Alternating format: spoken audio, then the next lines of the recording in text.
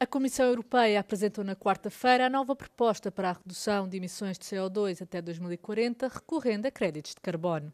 Os críticos, como algumas instituições ambientais, já questionaram a credibilidade e a equidade do plano, alegando que os Estados-membros estão a transferir as suas responsabilidades em matéria de emissões de carbono para os países em desenvolvimento. Em entrevista à Euronews, Wopke Hoekstra explicou a sua posição sobre esta estratégia em que os países da União Europeia pagam a outros países para reduzirem as suas emissões de carbono. In this hugely complicated geopolitical world, there is a lot of value also for us in building more bridges with our friends in Africa and Latin America. Os créditos de carbono vão contribuir com 3% para a redução das emissões, mas os críticos argumentam que a ideia é miúpe e que a sua eficácia é difícil de verificar. Afirmam ainda que a Comissão está a destruir as disposições do Acordo Verde da União Europeia, o que se justifica a medida com a necessidade de equilibrá-la com a competitividade. There is some sort of a discrepancy between on the one hand economic growth and on the other hand climate action. And our job is to make sure that we continue with climate action, but do so in a way that works for our people, works for our companies and works for our economy. O objetivo para 2040 é apenas um passo no caminho antes de atingir a neutralidade carbónica apontada para 2050.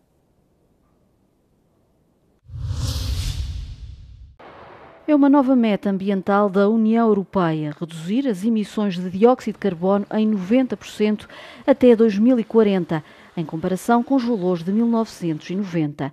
Objetivo que está na alteração à Lei sobre o Clima, apresentada pela Comissão Europeia. Good morning. Mas há também outra novidade, mais flexibilidade, com a possibilidade de comprar créditos de carbono. It's a huge transition. Let's just realize that. And therefore it is of the most importance to be non-dogmatic about how to reach success. A lot has been said about the flexibilities, and let me dive into that right away. We will allow for, first, a limited amount of high-quality carbon credits outside of the European Union. Bruxelas também garante que a União Europeia está no bom caminho em cumprir o objetivo anterior, reduzir as emissões em 55% até 2030. Mas também há vozes críticas, há ambientalistas a dizer que as novas propostas não estão a seguir todas as recomendações científicas para o clima. Quem anda pela Europa tem encontrado indicações como esta nas ruas. As temperaturas acima dos 40 graus são causadas por um anticiclone do interior do continente africano. Foram emitidos avisos de calor para partes de Portugal, Espanha, Itália, Alemanha e Reino Unido. Das 4 mortes ligadas ao clima, em solo espanhol, 2 aconteceram num incêndio florestal na Catalunha. Os termómetros devem continuar a bater recordes antes de a chuva trazer algum alívio. Pues no me gusta la piscina y entonces salgo al sol, no me importa y así es como lo llevo. Y beber mucho agua, por supuesto, y cuidarte un poco, ¿no? Em Roma, a população local e os turistas usaram várias estratégias para se refrescarem, desde guarda-chuvas transformados em guarda-sóis até à água das fontes e aos gelados. Itália comunicou 2 mortes devido ao calor. 2 homens que estavam em praias da Sardanha. O Ministério da Saúde do país colocou 18 cidades em alerta máximo. Allora, la Protezione Civile di Roma Capitale in questo momento sta mettendo in atto un'azione chiaramente per le ondate di calore, previste anche dal piano della Protezione Civile, quindi effettuiamo delle distribuzioni di acqua, di assistenza alla popolazione. Em França, a canícula já fez 2 mortes e levou 300 pessoas para os hospitais. As temperaturas altas desta semana expuseram a forma como a arquitetura histórica e algumas avenidas de Paris retêm o calor e o libertam muito depois do pôr do sol. Dessa forma, os grupos vulneráveis da população enfrentam um risco redobrado. A capital francesa tem muitos moradores idosos e blocos de apartamentos do século XIX com problemas de isolamento. Os especialistas associam o aumento da frequência e intensidade das vagas de calor às alterações climáticas. O presidente dos Estados Unidos esteve na Flórida e desta vez o destino não foi Mar-a-Lago, mas o novo centro de detenção e deportação de imigrantes. As instalações ficam em Everglades, uma zona pantanosa conhecida por ter muitos jacarés, por isso o centro está a ser chamado Alligator Alcatraz. We're going to teach them how to run away from an alligator, okay? If they escape prison, how to run away. Don't run in a straight line. Run like this. And you know what? Your chances go up about 1%. Okay? Not a good thing. São estruturas provisórias, tudo construído em 8 dias. O presidente dos Estados Unidos visitou e inaugurou as instalações e tudo ficou preparado para começar a receber imigrantes sem documentos. A administração Trump diz que é uma forma inovadora e rentável de lidar com a imigração e de pôr em marcha o plano de Washington para fazer deportações em massa. Mas nem todos concordam. Durante a visita, este grupo protestou contra o projeto. Dizem que é um campo de prisioneiros desumano improvisado. Do outro lado, estão os republicanos da Flórida, estão tão satisfeitos que estão a vender merchandising com o nome do centro de detenção. Também o governador da Flórida, o republicano Ron DeSantis, apoia o projeto e até quer que os membros da Guarda Nacional sejam juízes de imigração. O novo centro pode albergar 3.000 pessoas. Há planos para instalações semelhantes noutros pontos do país.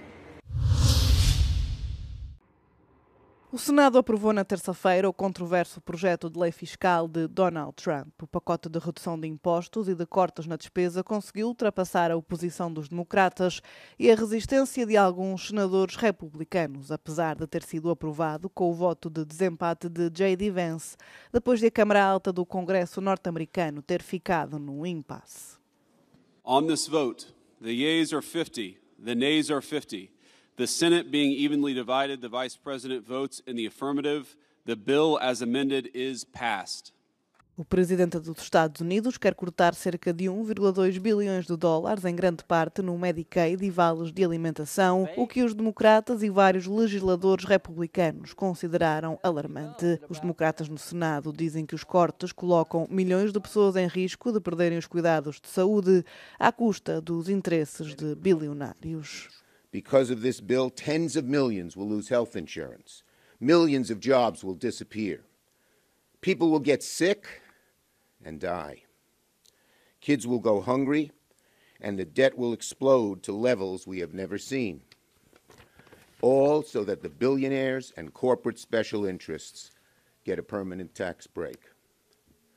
This bill is so irredeemable that one Republican literally chose to retire rather than vote yes and decimate his own state. O projeto de lei também inclui cerca de 4,5 bilhões de dólares em cortes de impostos, tornando permanentes as taxas de Trump de 2017. Analistas financeiros independentes e empresas de contabilidade afirmam que as reduções fiscais estão estruturadas de forma a beneficiar predominantemente os ricos.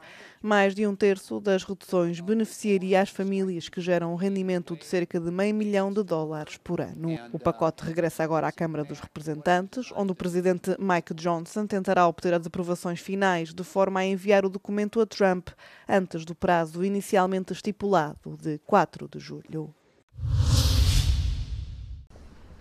I'm here in Copenhagen for the start of the Danish presidency of the EU Council, and one priority is key: security. Denmark wants to ramp up defense spending across the European Union in order to build deterrence capabilities against Russia.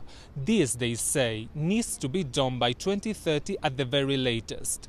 This is the day by which, according to Danish officials, Russia could launch an all-out attack against a NATO member state. At the same time, Denmark wants to ramp up military and financial support for Ukraine now that the United States is pulling away. Denmark is even pitching the idea that Ukrainian defense companies could come to the European Union to build and manufacture weapons in order to then transfer those ammunitions and equipment to the battlefield in Ukraine. Jorge Liboreiro, Euronews, Copenhagen.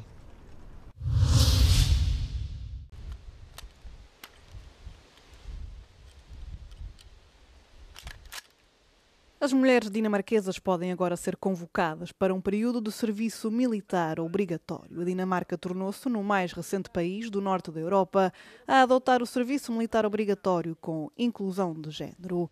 De acordo com as novas regras aprovadas pelo Parlamento dinamarquês, as mulheres que completarem 18 anos serão inscritas num sistema de sorteio para o recrutamento militar em pé de igualdade com os seus compatriotas do sexo masculino. Uma decisão que ainda é objeto de debate. Une partie de la population, et notamment des femmes, trouve cette réforme injuste, mettant en avant d'autres arguments par rapport au fait que ce sont seulement les femmes qui mettent au monde les enfants. Mais pour une grande part de la population, c'est aussi important que les femmes aient accès au service militaire à égalité des hommes. Na Europa, o serviço militar é obrigatório para os homens em 10 países. O Parlamento norueguês votou o alargamento às mulheres em 2013, com a medida a ser implementada em 2016. Na Suécia, foi reintroduzido para ambos os sexos em 2017. Alterações que exigem medidas para garantir a igualdade de oportunidades nas forças militares. L'armée a mis en place plusieurs mesures. Ils vont d'abord essayer de voir quelle était l'étendue des problèmes par rapport aux harcèlements sexuels et à la discrimination des femmes au sein de l'armée. Et ils ont été assez clairs que c'était des comportements qui étaient malvenus dans l'armée.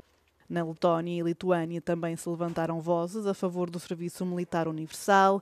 As mulheres já estão integradas nos exércitos profissionais e representam cerca de 10% do pessoal militar na Europa.